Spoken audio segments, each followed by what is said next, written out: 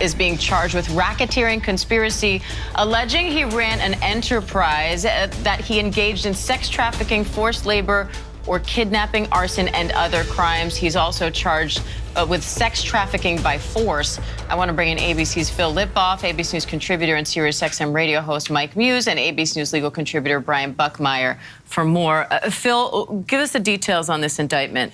So we're just looking through it right now. You hit the highlights, but right off the bat, you know, they go through all of his all of the names that, because they have to do that in an indictment. They have to name all the names he's ever gone by, and then they talk about he relied on his employees and resources to influence the multifaceted business and what he would do. They allege that there were, among other crimes, sex trafficking, forced labor, kidnapping. They allege arson, bribery, obstruction of justice. They go on to talk about how he would abuse women. They talk about kicking and punching and dragging and forcing them to have, they talked about highly coordinated sexual acts with male prostitutes. I mean, this is extensive. This seems to be everything that we have heard about in allegations. I haven't been through the entire thing yet. We're all looking through it. But so far, what I can tell just in the first couple of pages is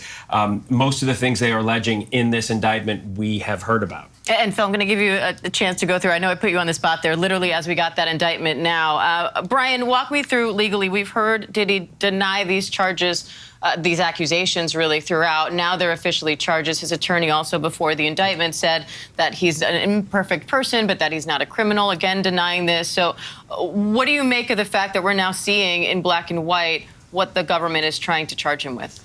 Yes, Diana, it makes it a lot more interesting as to how to dissect this case. We have three charges. We have a racketeering charge, or what we often hear as RICO. The second count being, as Phil articulated, what we all thought might be there, the sex trafficking through force, fraud, or coercion, and then, of course, the transportation of prostitution. Now, those are the first initial charges. There could be more coming down the line, depending on how this investigation goes, but this is what we know so far. When it comes to these charges, we're looking at life in prison as a maximum for at least the second count, and potentially the first as well.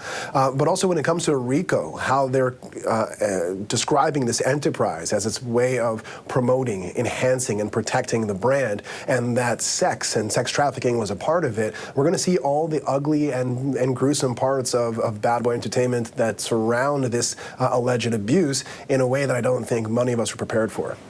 Ryan, can you talk about the degree to these charges? Because any kind of sexual abuse or sexual assault is bad enough, but it sounds like what they're describing is something that was really premeditated and coordinated. Yeah, so when you're talking about RICO, you're talking about a criminal enterprise, and criminal enterprises can be anything. Oftentimes we associate RICO with like the mafia or things of that nature, money and violence.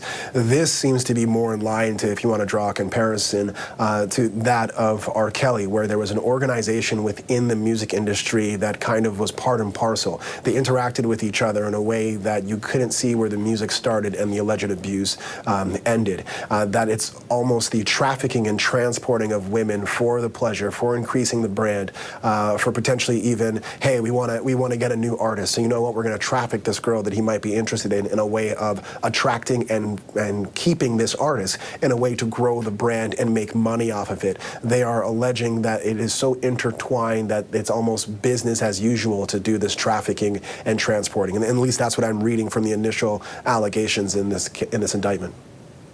We think of Diddy, we think of the music, but his influence goes far beyond that. How significant is it to have charges of this magnitude against someone who is this powerful?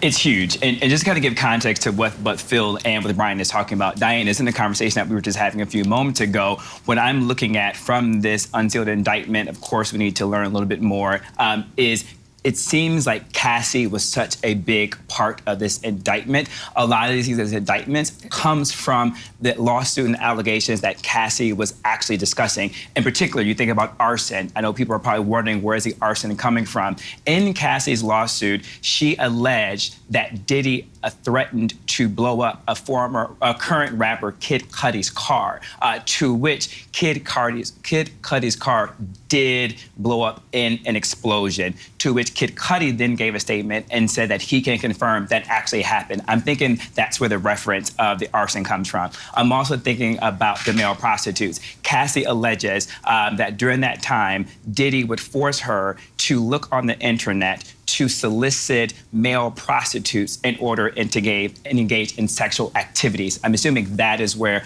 the male prostitute dynamic is coming from. In terms of kidnapping, Cassie also has alleged in her lawsuit the forceful nature to which Sean Combs would remove her from events, from social settings, from gatherings, and keep her essentially in housing in order to perform these activities. When it comes to the idea of the enterprise, to kind of translate that to what Brian Buckmeyer just said so eloquently, culturally, what Diddy was.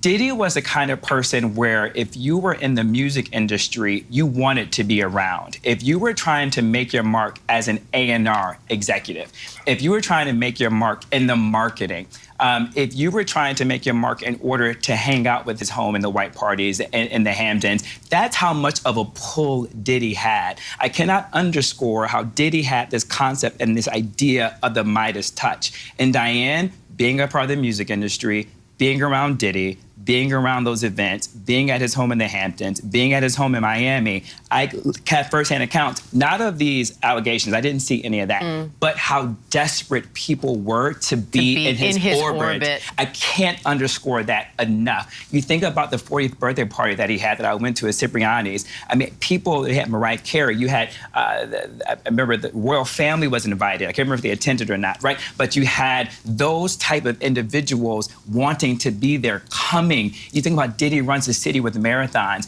This is a type of influence and pull that he had. And so when I think about the racketeering and the enterprise dynamic, it's just about people who wanted to be near him and who was willing to do anything for Diddy to give them affirmation and recognition. And Phil, as you're going through that indictment, what is that anything? What sticks out to you? Well, I mean, Mike laid it out. I just want to touch on one thing that you didn't, and this is the violence